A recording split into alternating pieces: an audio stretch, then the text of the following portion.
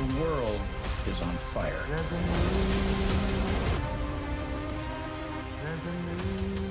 What's going on, everybody? Welcome to Mad City Reviews. My name is Miles, and I got a chance to check out the first 3 episodes of Monarch Legacy of Monsters. I have been really intrigued with this show ever since it was announced that Apple TV Plus was going to be making this show, and their track record with shows has been impeccable. I have really enjoyed a lot of their shows, and I was a lot more intrigued when Wyatt Russell was brought on to play the young version of Kurt Russell's character. And that just right there was just a mismatch made in heaven. So this show is basically split into 2 different timelines. You have the past with Wyatt Russell, Mari Yamamoto, and Anders Holmes. And then you have the current time with Anna Soe, Ray Watanabe, and Yoko Kudo. I do apologize if I butchered any names in there because I probably did. And so really when the show first started off, I was really caught off guard because I didn't watch any trailers for the show. I wanted to go in as blindly as I possibly could have, and seeing John Goodman appear in the first episode, at the beginning of the first episode, that really got me intrigued with the show, because seeing how he was reprising his role from Kong Skull Island, seeing how this is an Apple Plus TV show, and then you have the legendary Warner Brothers side with Kong, Godzilla vs. Kong, and then the Godzilla movies, I was really surprised to see John Goodman appear in the first episode. Best thing that I can say about the show is that if you're expecting monster fights in every single episode, you're probably going to be disappointed. What I really liked about the first episode is the fact that it was a little bit more character focused. You get to see who Kate is and what her connection is with Kentaro and Emiko, and just really the heartbreak that goes into her finding out the truth about her father. That was something that really had me at the beginning of the first episode, and that is something that really pulled me in, because really the thing that has been lacking when it came down to the MonsterVerse with Warner Brothers, with the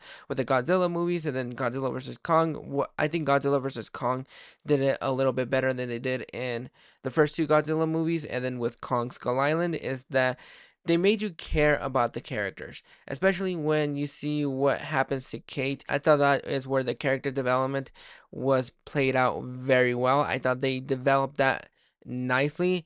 Really, they established this world fantastically, because I believe this takes place during the first Godzilla, the 2014 Godzilla, during a San Francisco fight. Seeing that interaction with those characters, I absolutely loved, and it kind of made me like the characters a little bit more. It made me grow an appreciation for these characters, and I wanted to see what their character's progression was going to be.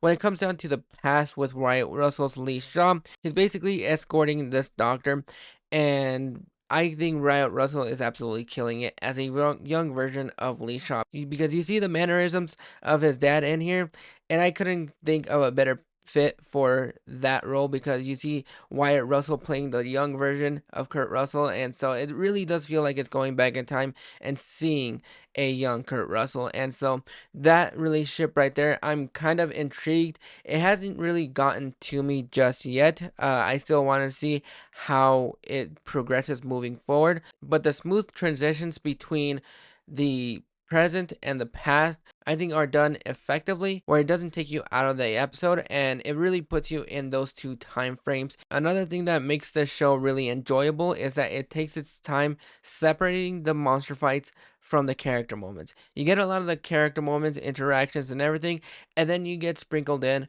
some fantastic action sequences with the monsters.